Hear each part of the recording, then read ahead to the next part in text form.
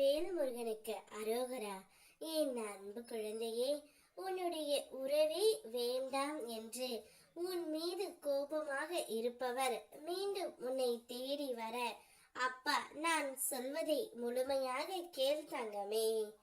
உன்னுடைய வாழ்க்கையில் ஒரு நல்ல மாற்றம் வந்தால் உன்னுடைய மனம் உற்சாகமாகும்.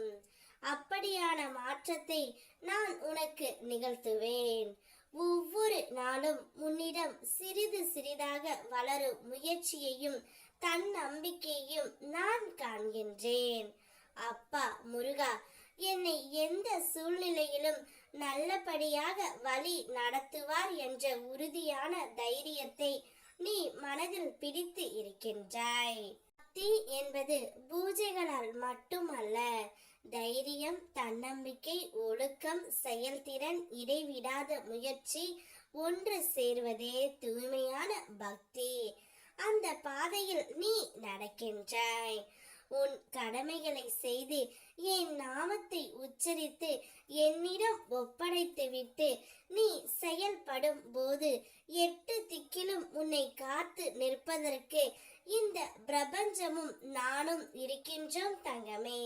நல்ல எண்ணங்களும் நல்ல வார்த்தைகளும் உன்னுடைய வாழ்க்கையை எப்போதும் சிறப்பாகும்.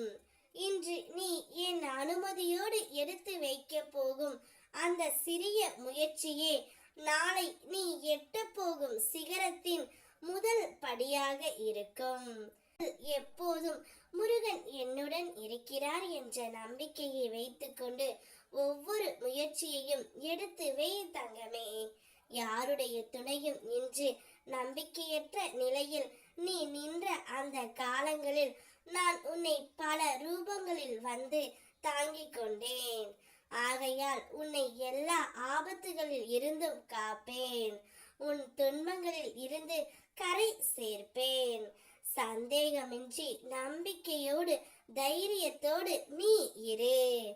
உன் மீது கோபமாக இருக்கும் உன்னுடைய உயிரான துணை மீண்டும் தான் செய்த தவறை அனைத்தையுமே உணர்ந்து நீ மட்டும்தான் வேண்டும் என்று உன்னை தேடி வருவார்.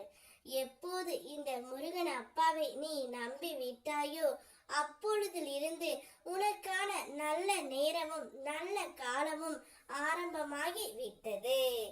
இனி நீ எடுத்து வைக்கும் ஒவ்வொரு அடியும் வெற்றியின் படிகளாகவே மாறும்.